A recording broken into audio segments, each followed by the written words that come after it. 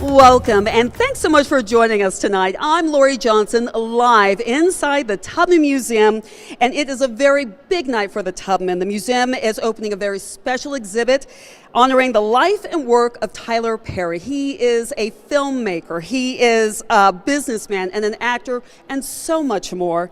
And this will actually be the first exhibit of its kind in the nation. It's going to be such a fun night, and it's going to start with the red carpet arrivals. That's starting outside the museum from 6 to 7.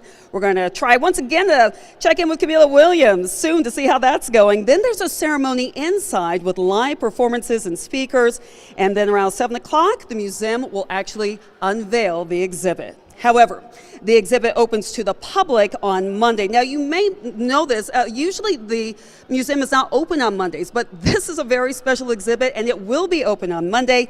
13 WMAZ got a sneak peek at the exhibit. TJ Anthony shows us what we can expect. I was working late at night, and I saw it. Tyler said yes. Harold Young, executive director of the Tubman Museum, had an idea 4 years ago. After getting a few no's, he finally got the green light. Hallelujah! The project is now seeing the light of day, which is the Tubman's newest exhibit, highlighting writer, producer, actor, studio owner, and New York Times best-selling author Tyler Perry. Perry faced many obstacles, including homelessness, and even struggled to fill seats during the beginning of his career. But Young says people can learn from his story. All of the negative things that have happened to him, and he's outgrown those. What they did was it inspired him to keep going even further. Like the museum's namesake, Harriet Tubman, Perry has lent a helping hand to help those coming right after him. Tyler got to a certain point of his life, he reached back and brought people with him. And as Harriet Tubman, when she became free, once she could have stayed where she was but she had to go back and get her family several times. This one in particular is for the underdogs. This one in particular is for the ones who want to do it their way. This one in particular is for those who want to bring as many people through the door with them as they can. The two-room exhibit highlights Perry's journey, the good, bad, and the ugly, built to inspire. One of the pictures here is a picture of him sleeping in his car. So you would think about from homelessness, and sleeping in your car. If he can do it, what's stopping me? And it features clothes, jewelry, and furniture that Perry has used before in his catalog of more than 20 films and over 15 TV shows. Yeah, this is the real furniture they use in a TV show. We have a legend who actually went through the struggles and has struggled, can encourage other young people to be the best it could possibly be. The exhibit even features an interactive area where people can write down their aspirations and place them on a wall with the rest of the dreamers out there. This is your vision, this is your life. I want you to catch your vision and soar it. Make sure it takes off. This represents your life, and this is to execute your vision. Young wants people to be inspired after leaving the Tubman to go after their dreams, just as Perry did. I ain't scared of nothing. In Macon, TJ Anthony, 13 WMAZ News.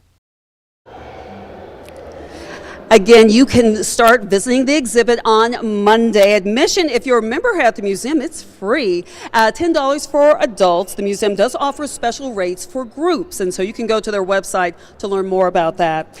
Joining me now is a man who really believes in Perry's work and influence, John Gossier, and he's an executive producer and financer of film and TV. You're also the founder of Film Hedge, and that's really a company that bankrolls a lot of these TV and film productions.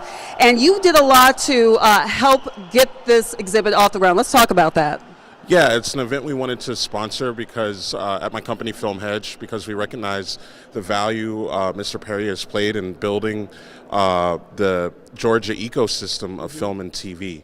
And as a group who finances film and TV, we wanted to be here to show that we recognize that support. We want to see future Tyler Perrys come from the state of Georgia. That would be very exciting indeed. So you've actually worked with him on other projects. Can you tell us a little bit about that? Yeah, actually, one of my first jobs in the film and TV world was working for Tyler Perry back in 2005. Actually, in 2004, I worked on his first movie, Diary of a Mad Black Woman. Oh, wow. Okay. And I don't know if it was through that relationship or if it was just because I was good at my craft in the music industry at the time. But I was asked to come be the music supervisor at Tyler Perry Studios when it first opened. So I worked there for about 2 years and had nothing but good things to report. It was a great time. That is great. What's he like as a person? We see him on the big screen, you know, and doing interviews and things like. What's he like one-on-one? Yeah, well, his reputation, you know, as an actor is, you know, he's done a lot of comedies and he's done a lot of family-oriented stuff. Working with him, he's very focused. He knows exactly what he wants, and he won't stop until he gets it. And that's something that I learned and took away from working with him. The other thing I would say is he's someone who's not afraid to pave his own path in this industry, which is very difficult to navigate.